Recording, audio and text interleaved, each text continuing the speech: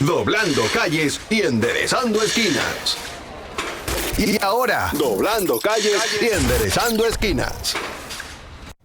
Y tenemos con nosotros al comunicador Hernán Paredes, una persona que le apasiona todo lo que tiene que ver con la movilidad, los automóviles, los automóviles, las motocicletas, todo lo que tiene que ver con vía pública, él le apasiona. Muy buenas tardes, Hernán. Muy buenas tardes, Jenny Aquino. Nos encontramos otra vez. Sí. Buenas tardes a Cristian, Malena y a todo el elenco de este visto programa. Un placer para mí estar aquí. Gracias. Cuéntanos un poquito eso de que hoy vienes con un tema duro y curvero, restringir las motocicletas. ¿Por qué? Mira, evidentemente las autoridades han hablado de restringir el uso de motocicletas a partir de 1 hora de la noche, quizás 11 de la noche, hasta 1 hora a la mañana siguiente, quizás 5 de la mañana. Pero antes de eso, a quien yo había escuchado hablar de restringir el uso de motocicletas era a gente del sector de los mismos operadores de transporte, pero no del transporte en motocicleta, sino del transporte en automóvil, carro concho, minibús y autobús. Y me preocupé porque en un principio se hablaba simplemente de restringir el uso de la motocicleta.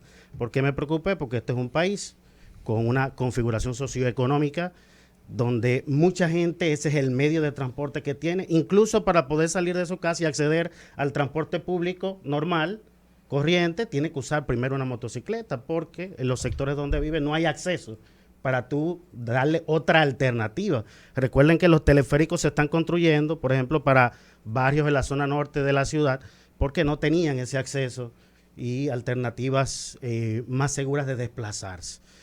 Eso por un lado. Primero, los operadores de transporte de este tipo, que no eran motocicletas, empezaron a hablar de restringir. Es decir, que no se usa el motocicleta desde 11 de la noche hasta el día siguiente a las 5 de la mañana. Yo dije que eso era un absurdo. Luego, posteriormente, al parecer, esta propuesta llegó a las autoridades del gobierno y un medio importante se hizo eco de esto. Y se reforzó nuestra preocupación. Sin embargo, posteriormente vimos la autoridad del Instituto Nacional de Tránsito y Transporte Terrestre, Intran, vimos a su director Hugo Vera explicar que no había nada concreto todavía respecto a esto, que simplemente se estaba trabajando en un borrador de resolución donde se están barajando diferentes alternativas. Una de ellas es que sí se permita que circulen motocicletas si están en el Registro Nacional de Motocicletas. Este que empezó con el piloto País Seguro. ¿Por qué? ¿Qué es lo que buscan las autoridades? Desde el año pasado, cuando inició, o creo que antepasado, que inició este piloto País Seguro, el ministro de Interior y Policía decía que más del 80% de los crímenes se cometen una o dos personas en motocicleta. Esas estadísticas te dicen algo. Ahora, tú tienes que evaluar una política pública de este tipo, cómo afecta a la clase trabajadora de República Dominicana. Reitero, un estudio de hace unos años del Intran dice que se producen en el Gran Santo Domingo más de 3 millones de viajes diarios. Y, bueno, 36% en transporte público, 42% en automóvil privado, pero lo cierto es que una gran parte de los dos tiene que ver con transporte en motocicleta.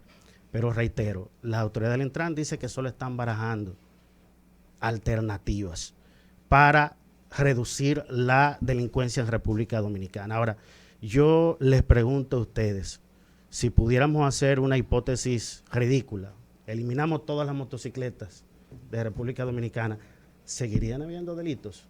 Yo creo que sí. Yo creo que sí. Entonces el tema de la seguridad ciudadana, que es importante, tienen que buscarlo por otro lado, un abordaje integral.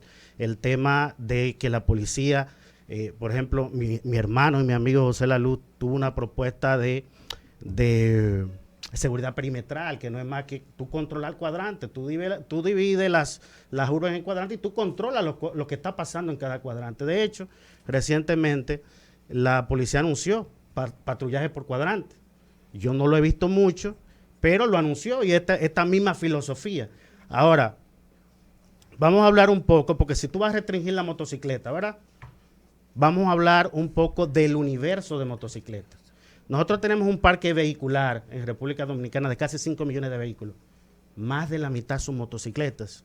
Estamos hablando de más de 2.7 millones de motocicletas. Esas son las registradas formalmente, pero un estudio del Intran de hace más de 2 años habla de más de 1 millón de motocicletas sin registrar, que entraron al país por pieza y se armaron aquí.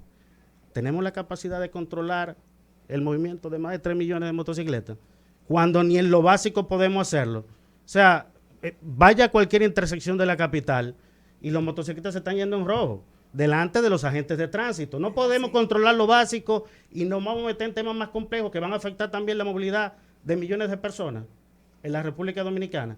Estamos esperando que se publique esta resolución que se dice que se está socializando con los actores, pero ojalá la pusieran también a disposición de los comunicadores y medios como este para que veamos los detalles y de qué se trata. Pero no creo que sea posible, a pesar de que hay países, por ejemplo, Colombia lo ha hecho, pero en Colombia tienen un tema de terrorismo en motocicleta. Se justifica que tengan que tener esta posición tan radical para restringir el uso de este vehículo de motor. Pero en República Dominicana, hacer una cosa como esta, primero, estamos en capacidad de lograrla cuando ni lo básico, como digo, lo conseguimos con las motocicletas. Y segundo, ¿cómo va a afectar a estos millones de personas que salen a las 5 de la mañana y antes a sus lugares de trabajo y luego para regresar en horas de la noche? En el caso que tú tienes y que tú has dado seguimiento, el año pasado hubo se quiso tal vez organizar a los motociclistas para eso mismo, para tener mayor control de que lo mismo que tenían en la placa lo tuvieran en el casco para poder identificar. Sé que tú has dado seguimiento a ese caso. ¿Qué nos puedes decir?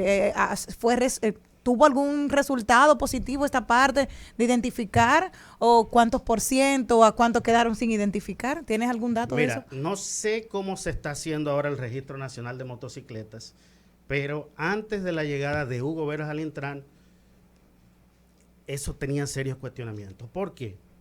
Se cobraba una tarifa, no sé si eran 500 o 600 pesos a los motociclistas, que es por concepto de la licencia de conducir. Pero cuando tú veías el proceso para la adquisición de esa licencia de conducir de los motociclistas, se la regalaban. No tenían que tomar un examen, no tenían que demostrar que tienen las habilidades y los conocimientos técnicos, teóricos que deberían tener para conducir un vehículo de motor. Mira, el mayor problema con las motocicletas en República Dominicana no es de delincuencia, es de seguridad vial. Somos el país con la más alta tasa de muertes por accidentes de tránsito de Latinoamérica, quinta del mundo. Wow. Estamos hablando de 34.6 muertes por cada 100.000 habitantes. Y hoy nos habla un invitado también de todos los que no fallecen, pero que se quedan claro, con golpe, con algo voy que a eso. Desarrollarse de manera positiva. Aproximadamente el 70% de los más de 3.000 muertos anuales que tenemos por tránsito son motocicletas. Ahí es que está el problema, es de seguridad vial.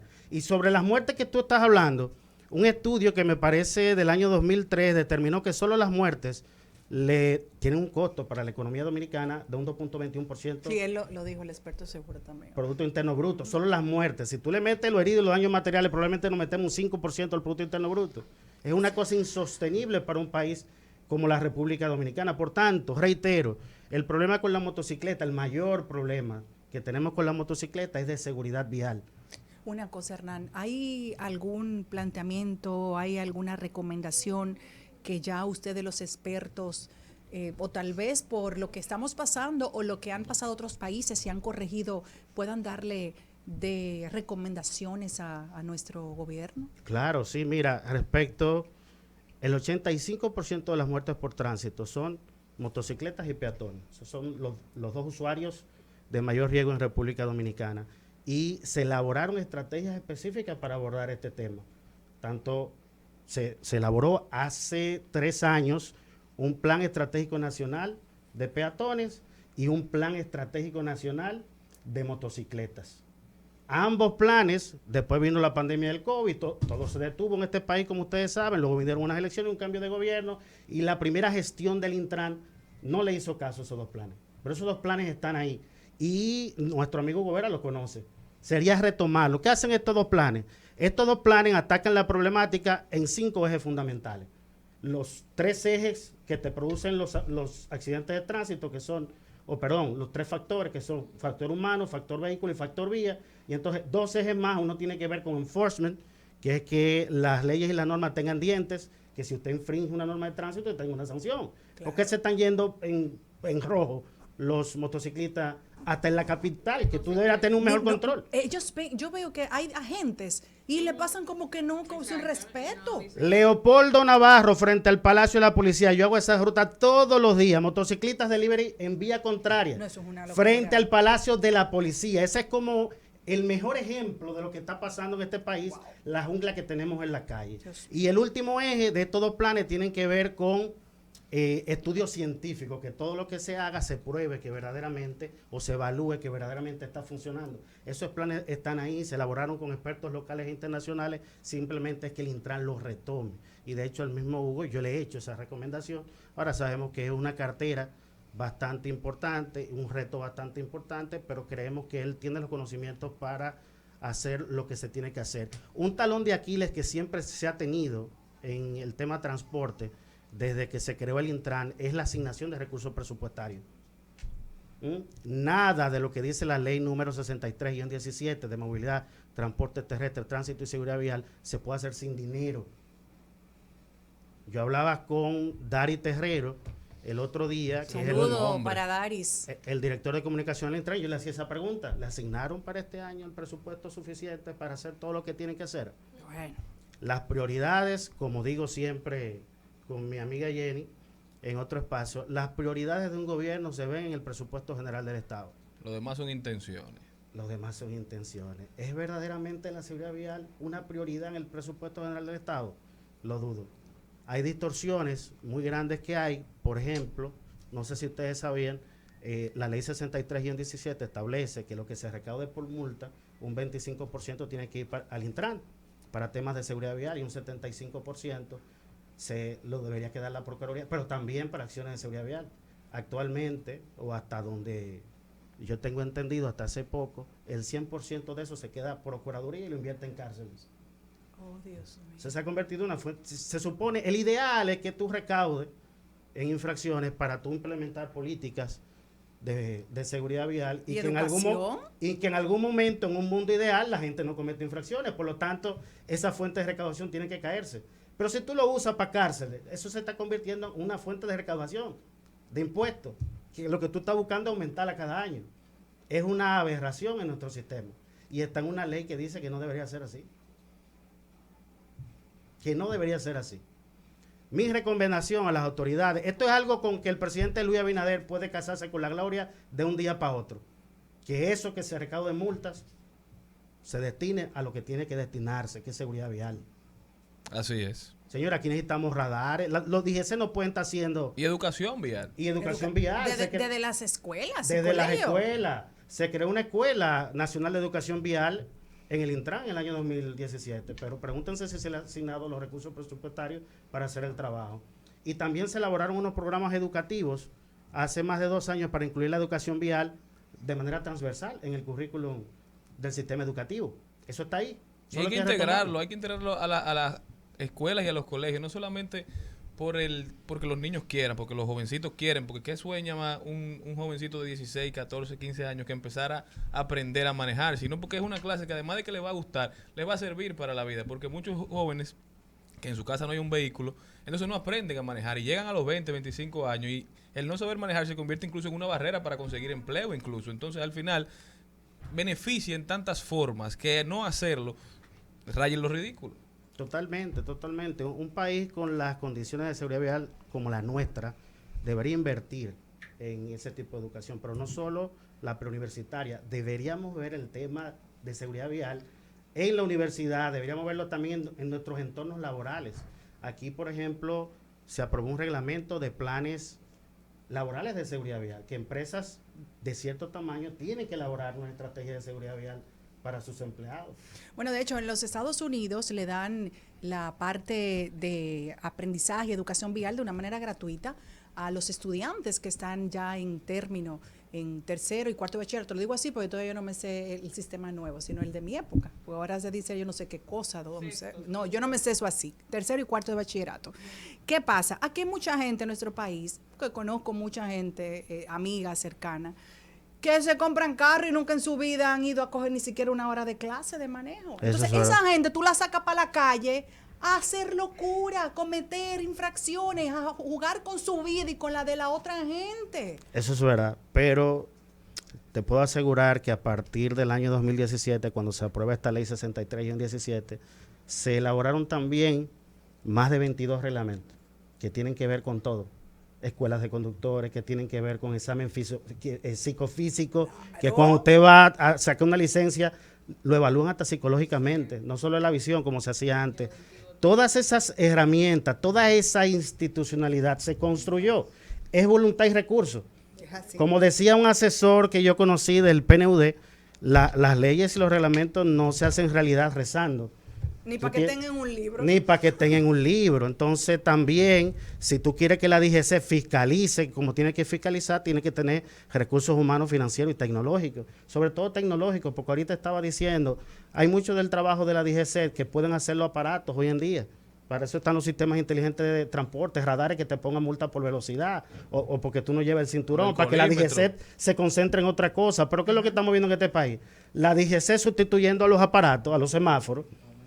Aquí en el entorno de Gascue, avenida 27 de febrero con Leopoldo Navarro, habían unos tapones enormes esta mañana porque a la DGC se le ocurrió hacer el trabajo de los semáforos esta mañana ahí.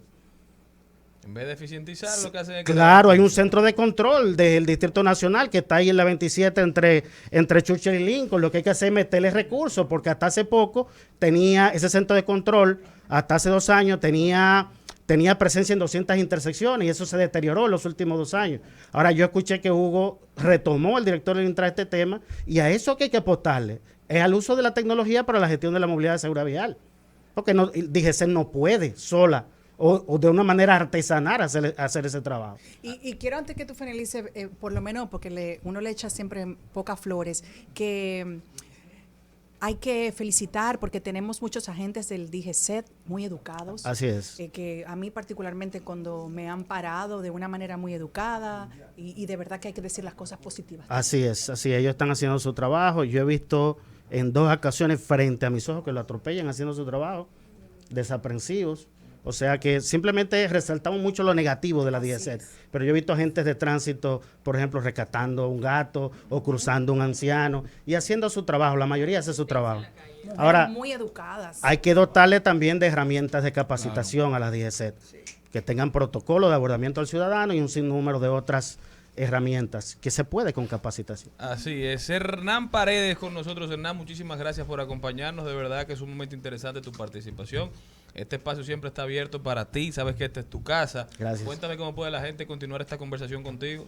Bueno, estamos en el programa Voz Vespertina también de 5 a 7 de la noche por Voz Media Network y nuestras redes sociales, Hernán Dimitri. Nos pueden encontrar Twitter, Facebook, YouTube y hasta TikTok. Ya saben, señores, muchísimas gracias, Hernán, y muchísimas gracias a todos ustedes que nos acompañaron. Hasta mañana, pueblo dominicano, si Dios quiere.